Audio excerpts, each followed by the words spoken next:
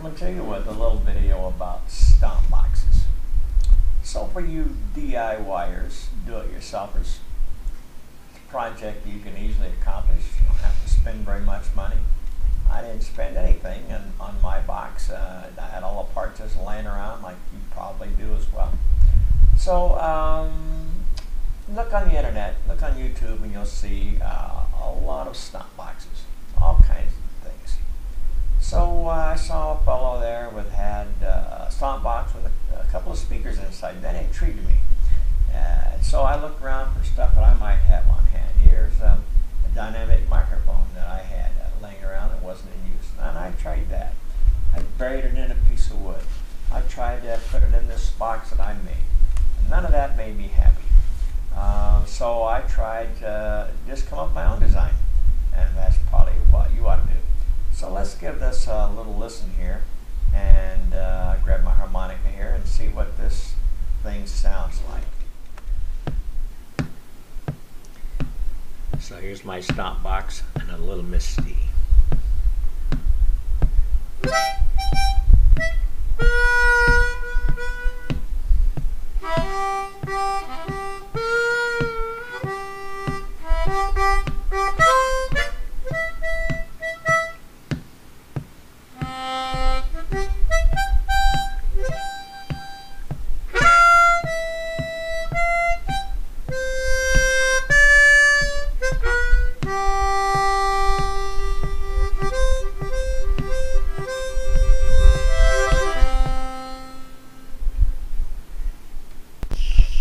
Okay, so here it is. Here's what I was doing right here. Little toe tapping here. Get this where I kind of like it right here. So it's still not as mellow perhaps as I would like, but you know, I tried all kinds of stuff to get this thing sounding where I want it. So I use some stuff like this. Here's a piece of old carpet backing.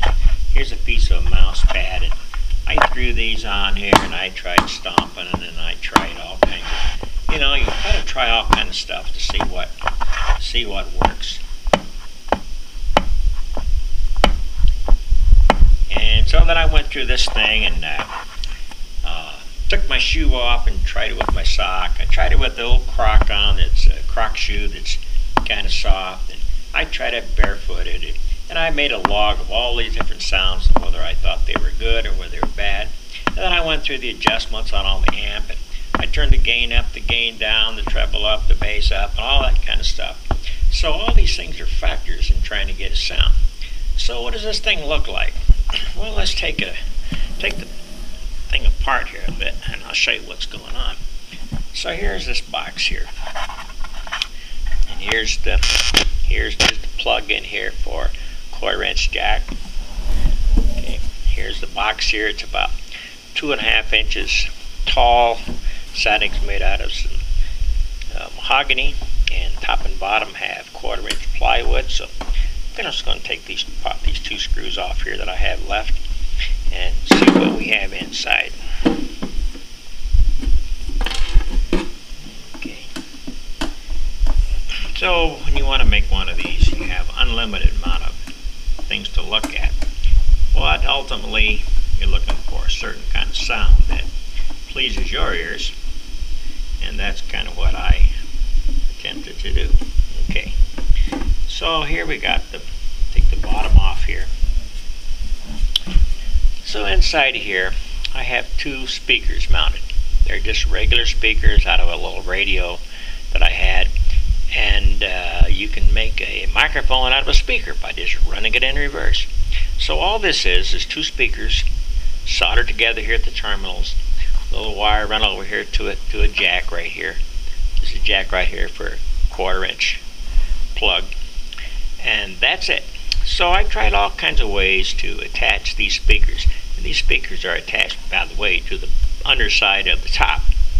So I tried all kinds of things and different ways of attaching it, but none of them worked like what I came up with, which was hot melt glue. So I ran a bead of hot melt glue all the way around these two speakers, and they're really, really down tight, and they make no rattles at all. Of course, if you wanted them to rattle, you could do anything you want. And I have some hot melt glue here in a big circle where I tried some bigger speakers, and I put these speakers side by side. I put bracing in between. I tried all kinds of things to make these speakers sound, but ultimately what I came up with was just this simple design here with the two little speakers this way, top and bottom. And I found for me that if I tap my foot here, plug this back in,